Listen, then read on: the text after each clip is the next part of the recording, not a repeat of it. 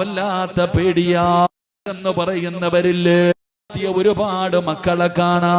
പടച്ചവനെ, സ്വഹാബത്തില്, താബിഈങ്ങളില്, തബഉ താബിഈങ്ങളില്, ഇമാമുമാരില്, ഔലിയാക്കന്മാരില്, സയ്യിദന്മാരില്, പണ്ഡിതന്മാരില്. എന്തിനാ നിങ്ങളുടെ നാട്ടില് നിങ്ങൾ നല്ലവരെന്ന് പറയുന്നവരില്ലേ? ഇവരുടെ ഉപ്പയാരായിരുന്നടോ, ഇവരുടെ ഉമ്മയാരായിരുന്നടോ? എന്റെ പ്രിയപ്പെട്ടവരെ, ഖുർആൻ പറയുകയാ, നല്ല ഉമ്മമാരുടെ മടിത്തട്ടിലാണ് നല്ല മക്കൾ വളരുന്നത്. എത്രയോ ചരിത്രങ്ങൾ വേണം. എത്ര ചരിത്രങ്ങളാണ് നിങ്ങൾക്ക് വേണ്ടത്? പടച്ചവനെ, സാബിത്ത് ബിൻ ഇബ്രാഹിം എന്ന് പറയുന്ന ഒരു ചെറുപ്പക്കാരനുണ്ടായിരുന്നു. അല്ലാഹനെ വല്ലാത്ത പേടിയാ, അല്ലാഹനെ വല്ലാത്ത പേടിയാ. ഹലാലാണെന്ന് ഉറപ്പുള്ളത് മാത്രമേ കഴിക്കാറുള്ളൂ. പടച്ചവനെ, സൗന്ദര്യവാനാണ് ഈ സാബിത്ത് ബിൻ ഇബ്രാഹിം. പടച്ച റബ്ബിനെ പേടിച്ച് നടക്കുന്ന ചെറുപ്പക്കാരനാ. പടച്ചവനെ, ഭക്ഷണമില്ല, വല്ലാത്ത പട്ടിണിയാണ്. ഭക്ഷണം കടിച്ചിട്ട് ദിവസങ്ങളായി. സാബിത്ത് ബിൻ ഇബ്രാഹിമിന് വീടിനകത്ത് കിടന്നിട്ട് ഉറക്കം വരുന്നില്ല. വീട് വിട്ട് വെളിയിലിറങ്ങുകയാണ്. ആരെങ്കിലും ഒരു നേരത്തെ ആഹാരം തന്നാലോ സാബിത്ത് നടക്കുകയാ. പടച്ചവനെ, ഒരു മനുഷ്യനും ഭക്ഷണം കൊടുക്കുന്നില്ല. അവസാനം സാബിത്തിന്റെ കൈകാലുകൾ തളരുകയാണ്. ഒരു പുഴയുടെ ഭാഗത്തുകൂടെ നടന്നു വരുമ്പോ നടക്കാൻ കഴിയാതെ സാബിത്ത് തളർന്നു വീഴുകയാ. ആ പുഴയുടെ ചാരത്തിങ്ങനെ തളർന്നു കിടക്കുമ്പോ റബ്ബേ, വെള്ളത്തിലൂടെ ഒരു പഴമിങ്ങനെ ഒഴുകി വരികയാണ്. ഒരു പഴമിങ്ങനെ വെള്ളത്തിലൂടെ ഒഴുകി വരികയാണ്. വിശന്ന് തളർന്നു കിടക്കുന്ന സാബിത്ത് കാണുകയാ. വെള്ളത്തിലൂടെ ഒഴുകി വരുന്ന പഴം കണ്ടപ്പോ പട്ടിണി കാരണം, വിശപ്പിന്റെ കാഠിന്യം കാരണം സാബിത്ത് ആ പഴമെടുക്കുകയാണ്. ആർത്തിയോടെ കഴിക്കുകയാ.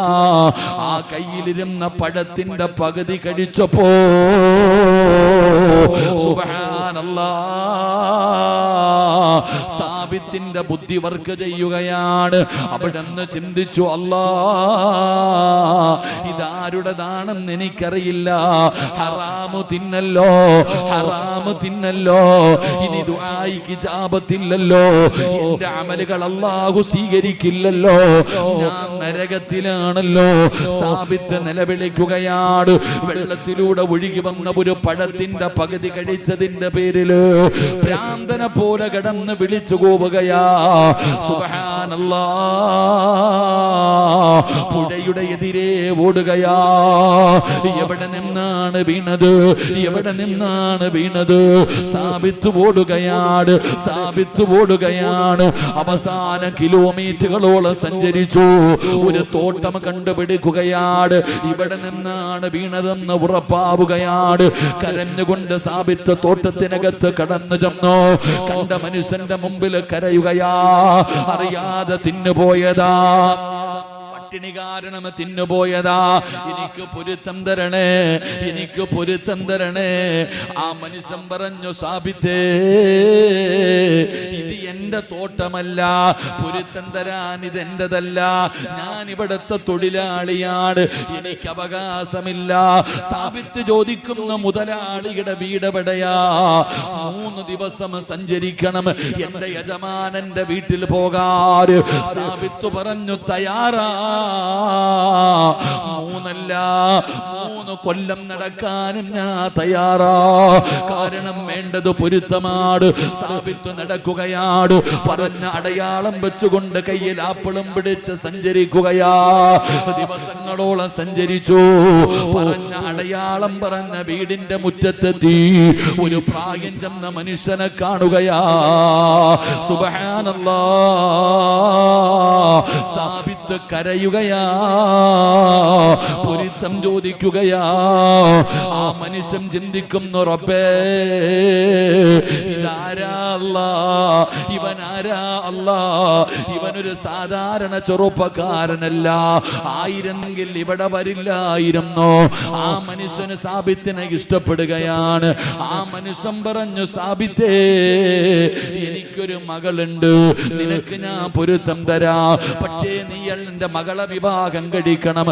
അവൾക്ക് കണ്ണ് കാണൂല, അവൾക്ക് ചെവി കേൾക്കൂല, അവളുടെ കാലിന് സ്വാധീനമില്ല.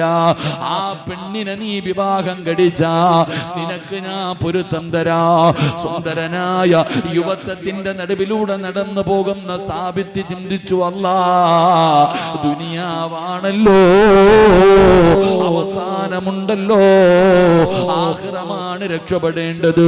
കല്യാണത്തിന് സമ്മതിച്ചു, വിവാഹം കഴിഞ്ഞു. മണിയറയിലേക്ക് കടന്നു ചെല്ലുമ്പോ സാബിത്ത് നോക്കുമ്പോ ഒരു സുന്ദരിയായ പെണ്ണ് മണിയറയ്ക്കകത്ത് ഒരുങ്ങിയിരിക്കുകയാ.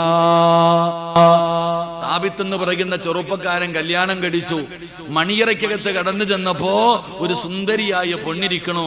സാബിത്ത് ചോദിച്ചു, കണ്ണ് കാണാത്ത, ചെവി കേൾക്കാത്ത, കാലിന് സ്വാധീനമില്ലാത്ത എന്റെ ഭാര്യ എവിടെ? ആ പെണ്ണ് പറഞ്ഞു, സാബിത്തെ, എനിക്ക് കണ്ണും കാണും, ചെവിയും കേൾക്കും, കാലിനും കുഴപ്പമൊന്നുമില്ല. പിന്നെ എന്റെ ഉപ്പ പറഞ്ഞത് എന്തുകൊണ്ടെന്നറിയോ? സാബിത്തെ, ഓർമ്മ വെച്ച കാലത്തും എനിക്ക് ഓർമ്മ വെച്ച കാലം മുതൽ ഇന്നുവരെ എന്റെ കണ്ണുകൊണ്ട് ഞാൻ ഹറാമ് കണ്ടിട്ടില്ല. Odor gone, clumps solid, mess finally under control. അല്ല കാണരുതെന്ന് പറഞ്ഞ ഒരു കാര്യം ഇന്നു വരെ ഞാൻ എന്റെ കണ്ണുകൊണ്ട് കണ്ടിട്ടില്ല, എന്റെ ചെവി കൊണ്ട് ഞാൻ ഹറാമ് കേട്ടിട്ടില്ല. യശനീയം പരദൂഷണം ഒന്നും ഞാൻ പറയാറുമില്ല, കേൾക്കാറുമില്ല. ആ പെണ്ണ് പറയുകയാ, അള്ളാഹു പോകരുതെന്ന് പറഞ്ഞ ഒരു സ്ഥലത്തേക്ക് എന്റെ ഈ കാലുകൊണ്ട് ഞാൻ പോയിട്ടില്ല. അവൾ അള്ളാഹിനെ പേടിയുള്ളവളായിരുന്നു. അവൾ അള്ളാഹുവിനെ ഭയന്ന് ജീവിക്കുന്ന പെണ്ണായിരുന്നു. ഈ സാബിത്ത് ബിൻ ഇബ്രാഹിമും അള്ളാഹുവിനെ ഭയന്ന് ജീവിച്ചവനായിരുന്നു. ഇവര് രണ്ടുപേരും കൂടെ കൃഷി ഇറക്കിയപ്പോ അള്ളാഹു ഒരു മകനെ കൊടുത്തു. ആരാ മകൻ എന്നറിയുമോ? മഹാനായ ഇമാമുന അബൂ ഹനീഫ റളിയല്ലാഹു തആല അൻഹു ഈ ഉമ്മയുടെ മകനായിരുന്നു എന്ന് ചരിത്രം പഠിപ്പിക്കുകയാ. അള്ളാഹു ഈമാൻ നൽകുമാറാകട്ടെ.